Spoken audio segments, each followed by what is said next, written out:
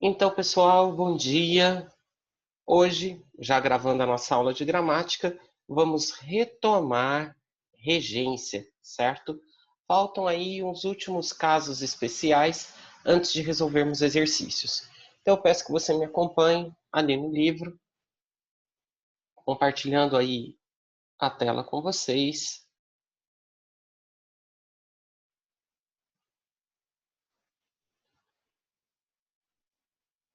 Vejam aí.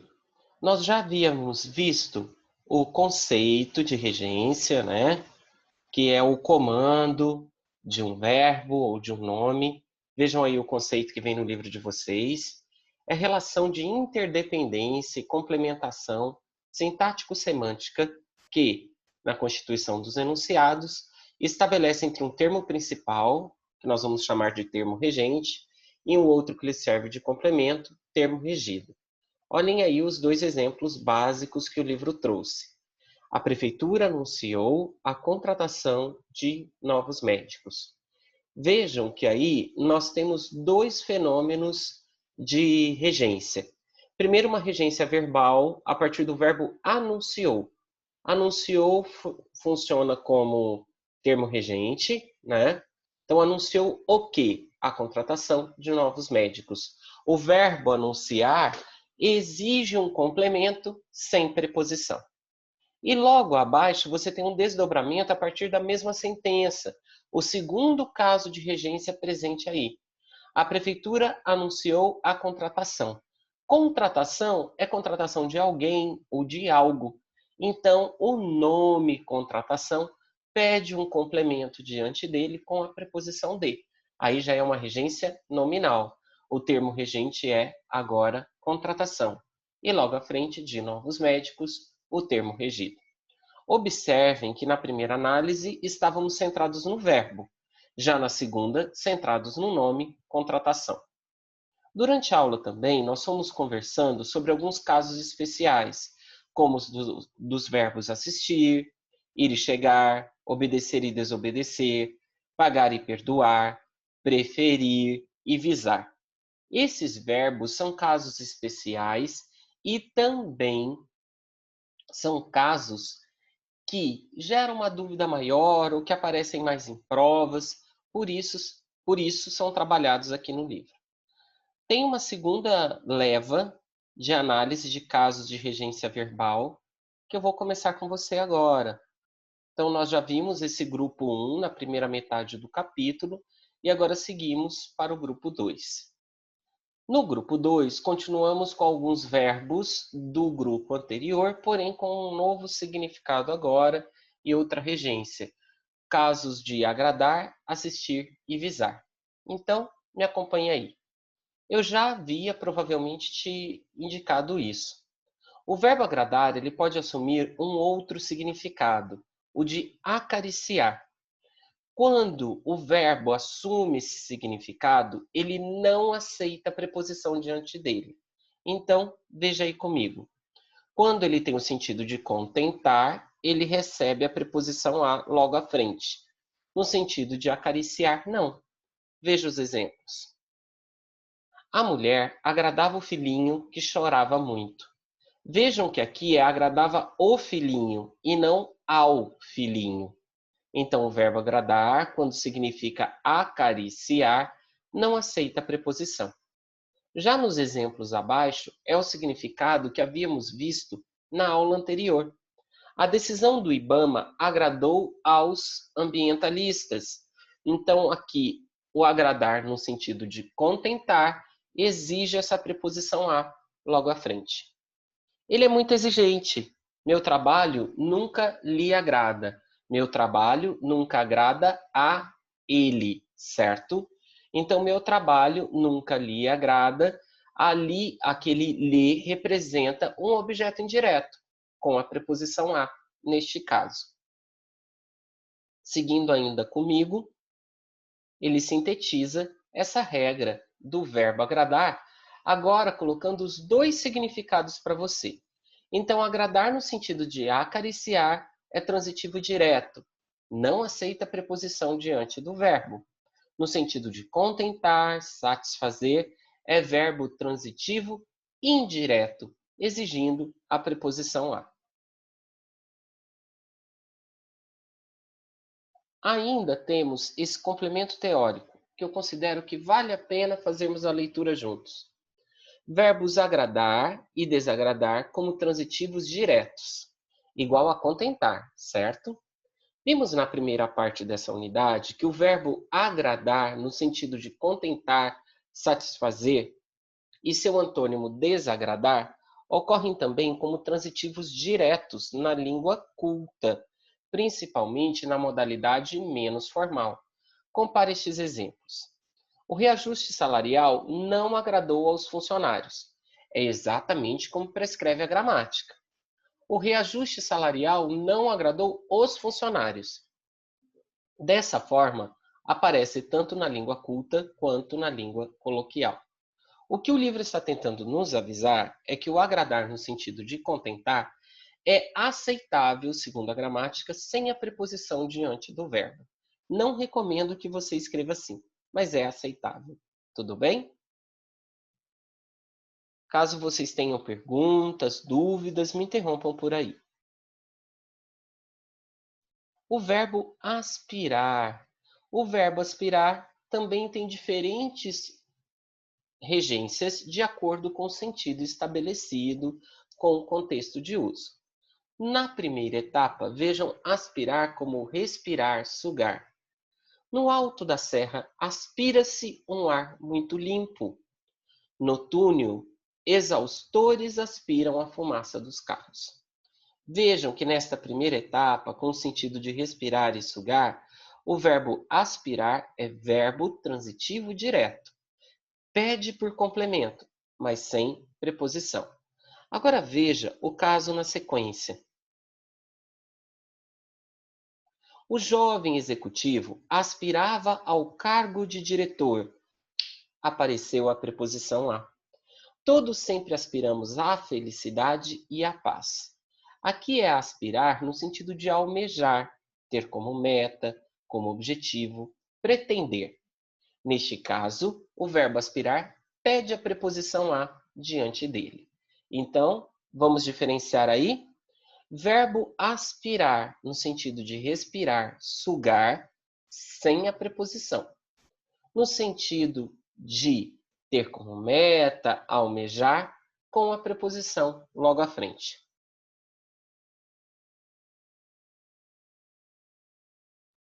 E aí, o livro, mais uma vez, sintetiza as regras para vocês. No sentido de respirar, sugar, transitivo direto. No sentido de pretender, almejar, transitivo indireto.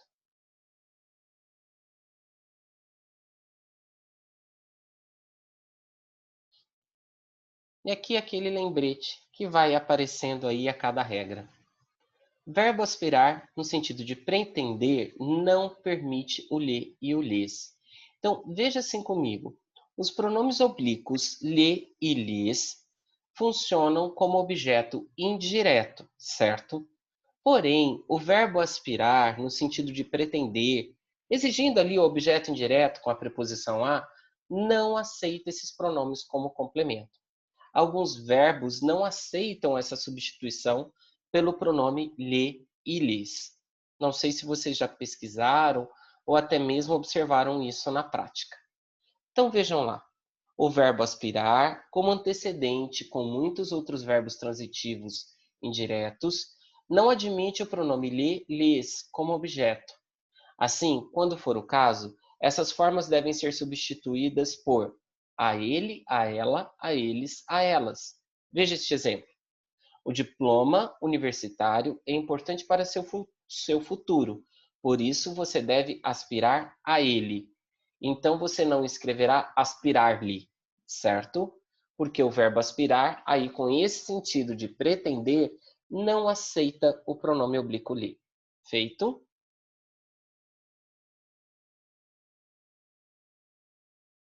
Verbo assistir. Talvez você não se recorde, mas na aula anterior, até já avisei no comecinho da aula de hoje, você já estudou comigo o verbo assistir. Só que no sentido de ver. Assistir ao jogo, assistir a uma partida, assistir à aula, sempre com a preposição a. O verbo assistir, quando significa ver, com a preposição a. Contudo, o verbo assistir também pode funcionar com o seguinte sentido: ajudar, auxiliar, dar assistência. Por isso, assistência técnica, quando procuramos resolver algum problema de um aparelho ou produto. Então, veja lá.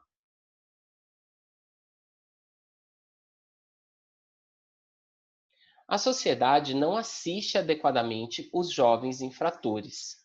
Assistir no sentido de ajudar, auxiliar. Vejam que não tem a preposição a no complemento do verbo.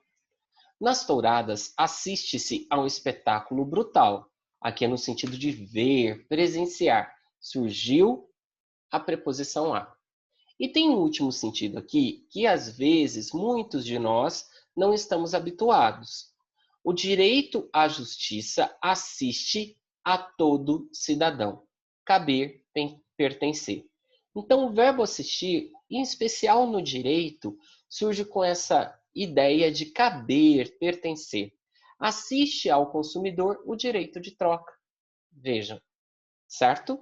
Então, o verbo assistir, quando significa ver, presenciar, ou caber, pertencer, pede pela preposição a, quando significar auxiliar, dar assistência, sem a preposição. Vamos ver a síntese dessa regra?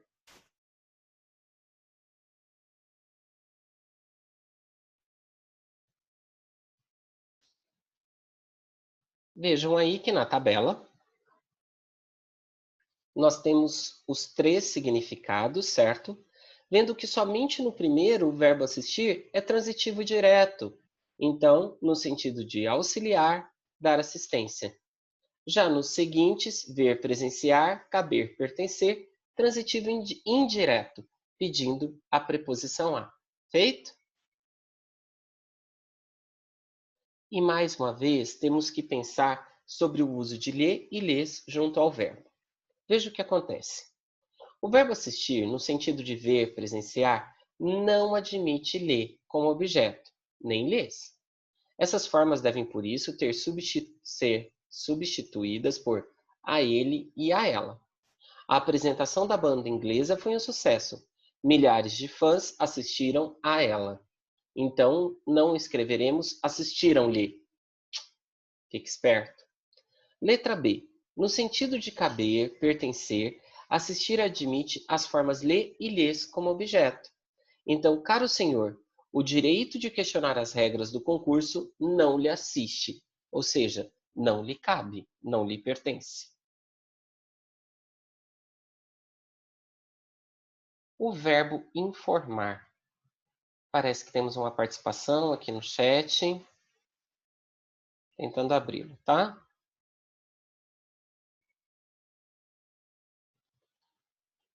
Pergunta no chat. Quando o nome ou verbo exige uma preposição e tem mais de um nome referido ao nome ou verbo, tipo, sinto saudades da minha terra, do frio de 30 graus Celsius e da ausência de chuvas, sempre vai repetir a preposição antes de cada nome ou existem exceções?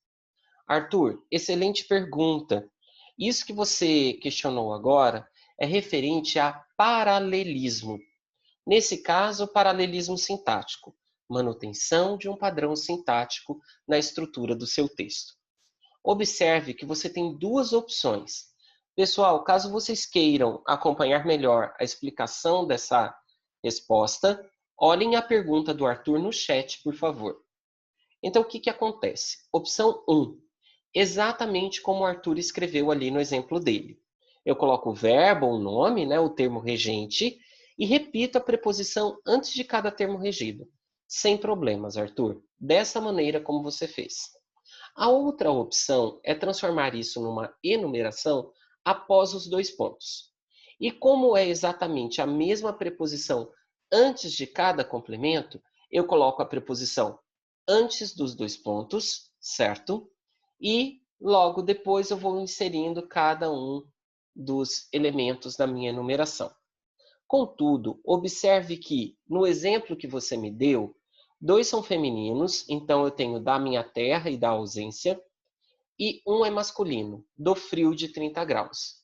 Então ali você teria uma dificuldade para colocar uma vez só antes dos 2 pontos, porque ficaria difícil eu escrever assim: sinto saudades de, 2 pontos, de minha terra. Não dá.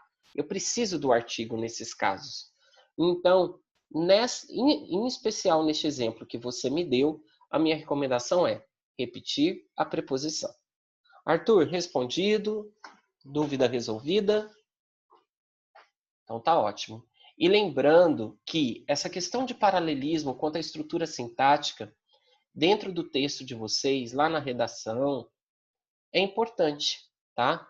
Então cuidado, por exemplo, foi fazer uma enumeração, começou com o verbo no infinitivo, todos os itens devem ser verbos no infinitivo. Ou então, começou com substantivos abstratos, todos com substantivos abstratos. Ou como você entregou aí para mim, Arthur, os elementos eram iniciados por preposição, todos obedecendo à mesma regência. Isso é importante. Eu não vou inserir nessa conversa agora o paralelismo semântico. A gente deixa para um outro momento. Voltando lá ao eixo da aula, regência. Excelente pergunta, Arthur. O verbo informar, né? O que acontece com esse verbo? Ele tem mais de uma regência possível.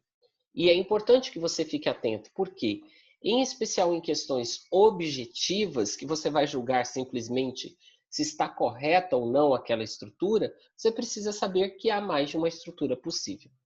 Além disso, observem assim comigo: o verbo informar não muda de significado ao mudar de regência. Então, as duas regências dele expressam o mesmo significado. Olhem os exemplos do livro.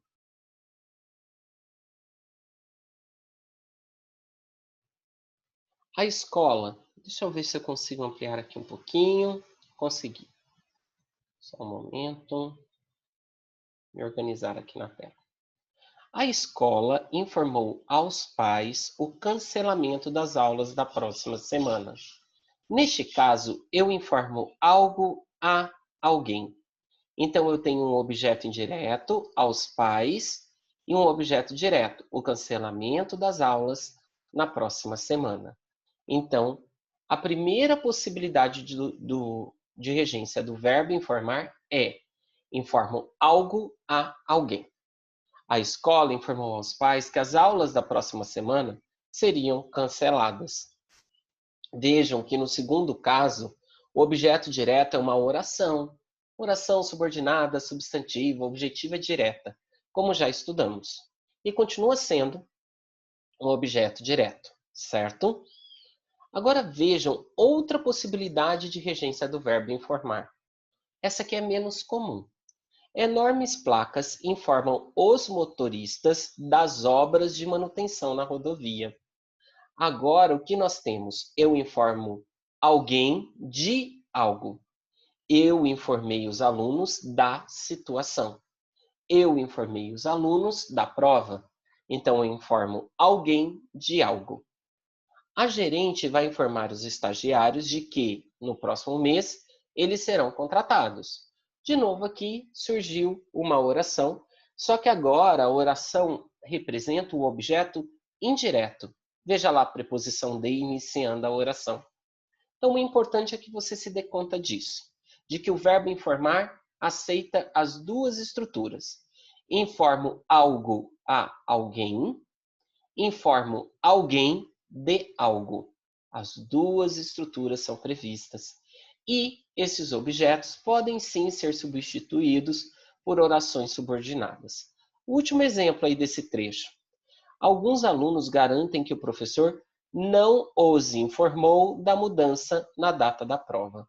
Essa estrutura aqui é um pouco mais complexa porque eu tenho o objeto direto substituído pelo pronome oblíquo os. Exige um pouquinho mais da sua atenção, mas informou alguém de algo, os alunos da mudança da prova. Só que os alunos foi substituído pelo pronome oblíquo os.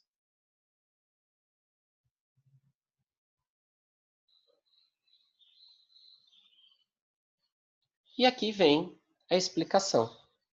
No sentido de transmitir informação, avisar é verbo transitivo direto e indireto e apresenta duas construções equivalentes. Lembrem disso, não muda o sentido do verbo. Informar alguma coisa a alguém, informar alguém de alguma coisa.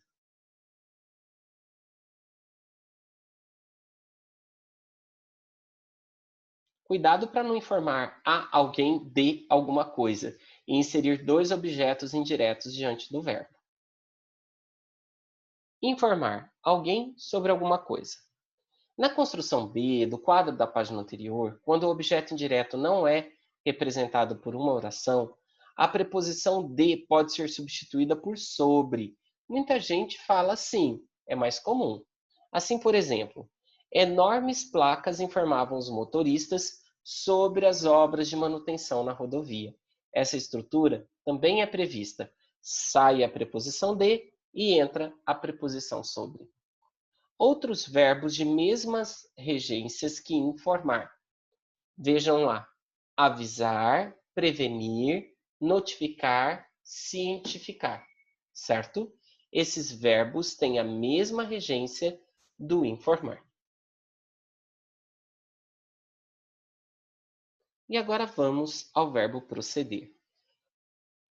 A principal questão do verbo proceder é os múltiplos significados que ele pode assumir. E aí, junto a cada significado, uma situação diferente. Então vejam aí.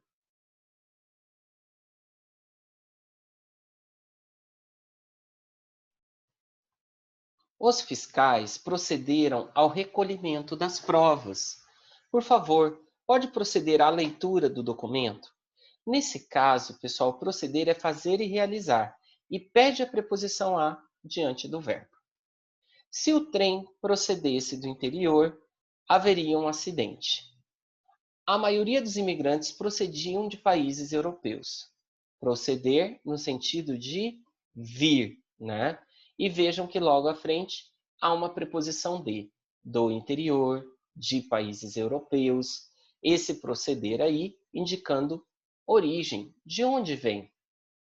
Furioso, o rapaz procedeu violentamente. Furioso, o rapaz agiu violentamente, portou-se violentamente. Fique esperto. Nesse último proceder, não há complemento verbal. O verbo é intransitivo. Vejam lá. Violentamente é o modo como ele procedeu. É um adjunto adverbial. Então, proceder, neste último exemplo, não tem complemento. E é isso que o livro sintetiza para nós. Veja aí. Quando é fazer, realizar, o sentido, verbo transitivo indireto, exigindo a preposição a. Quando significa vir, chegar de algum lugar, pede a preposição de, proceder de. No sentido de portar-se, não aceita complemento, é um verbo intransitivo. Fiquem espertos porque observem, até o momento, nenhum dos verbos estudados tinha essa possibilidade de intransitividade. Verbo querer. O verbo querer aqui, da maneira como o material traz e a gramática aponta, tem um significado que nós praticamente não empregamos mais. Então eu peço que vocês observem comigo.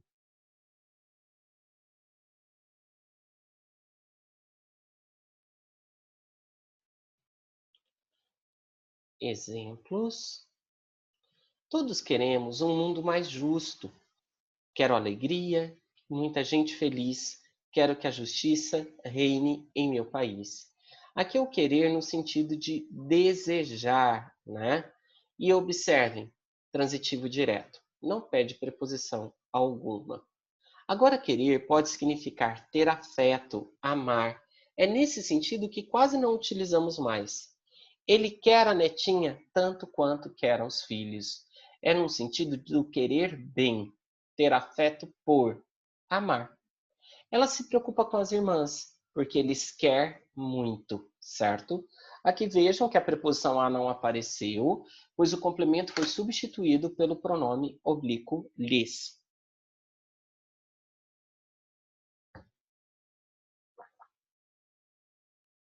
no sentido de desejar. Então, verbo transitivo direto. No sentido de ter afeto, amar, verbo transitivo indireto.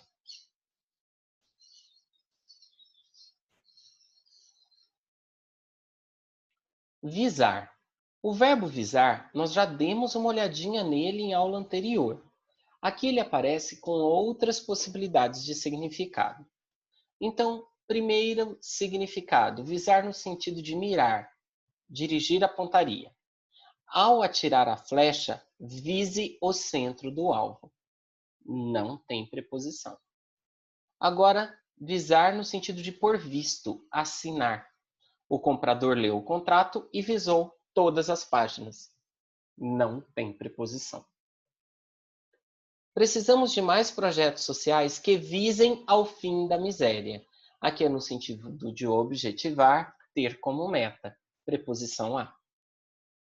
Vamos aqui a síntese dessas expressões sobre o verbo visar. Mirar, dirigir a pontaria, transitivo direto.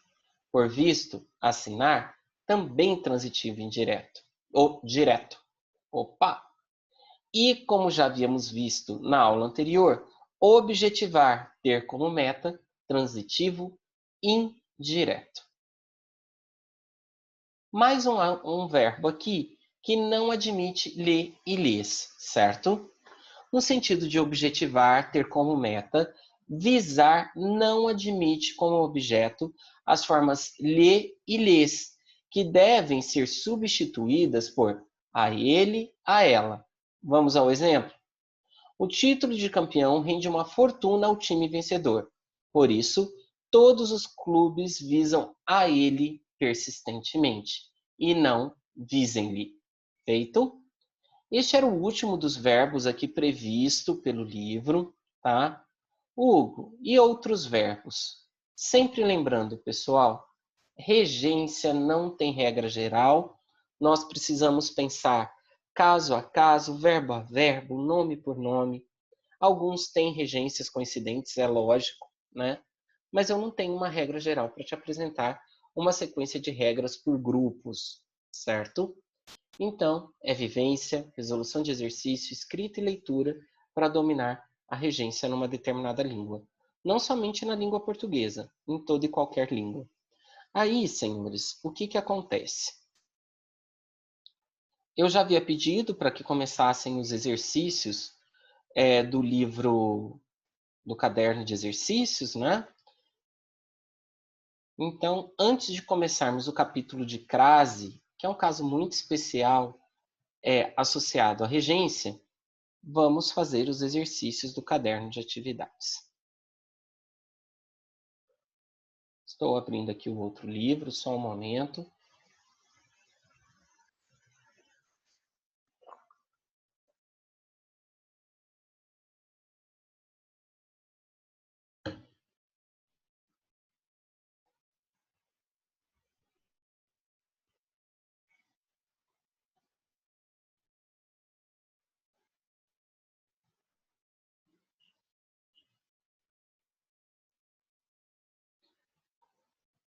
Vendo aí comigo, no caderno aí de exercícios, né, de atividades, página 60, unidade 31.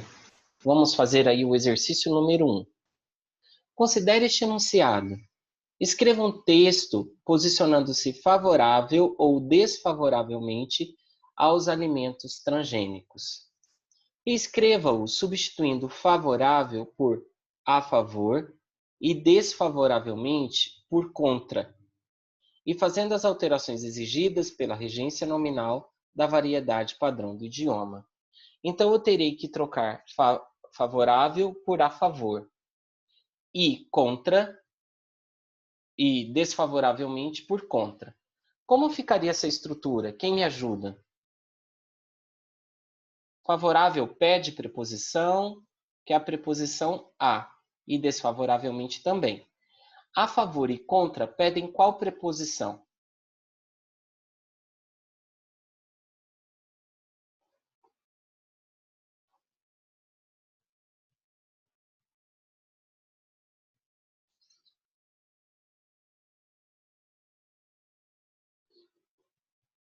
A favor de? Perfeito.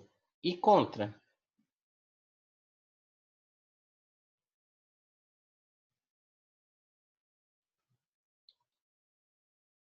Tentar escrever por aqui. Deixa eu ajustar o tamanho da letra.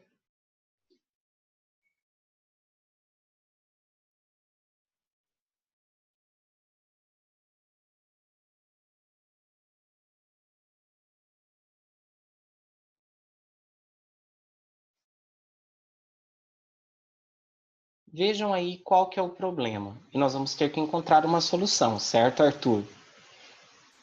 Escreva um texto posicionando-se a favor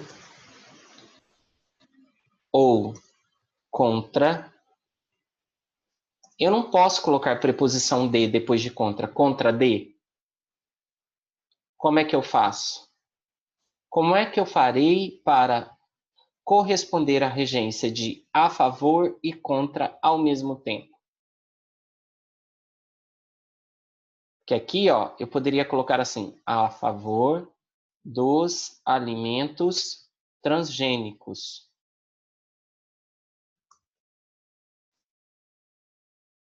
Ou contra eles, certo? Então, o que está acontecendo aqui? O nosso espaço, para que vocês visualizem a minha resposta, está um pouquinho ruim. Deixa eu ver se eu encontro algum espaço em branco aqui. Mais abaixo tem. Vejam que, nesta situação, eu precisei, certo, respeitar a regência tanto de a favor quanto de contra. E aí eu tenho que ficar esperto, porque na oralidade nós falaríamos assim: escreva um texto posicionando-se a favor ou contra os alimentos transgênicos. E a regência do a favor não seria obedecida. Segundo a gramática, nesses casos, eu tenho que obedecer a regência dos dois, tanto do a favor quanto do contra. Então, neste caso, eu preciso reestruturar a escrita do enunciado, respeitando cada uma dessas regências, certo? Então, minha sugestão aqui no exercício 1 é: escreva um texto posicionando-se a favor dos alimentos transgênicos ou contra eles. E aí, no segundo complemento, eu utilizo um pronome para substituir o termo, certo? Agora, eu vou agendar aqui a tarefa, finalizar os exercícios da unidade 32 no caderno de atividades. Na nossa próxima aula, eu vou finalizar esses exercícios com vocês e na aula seguinte passamos para o estudo aprofundado de crase, das regras de crase.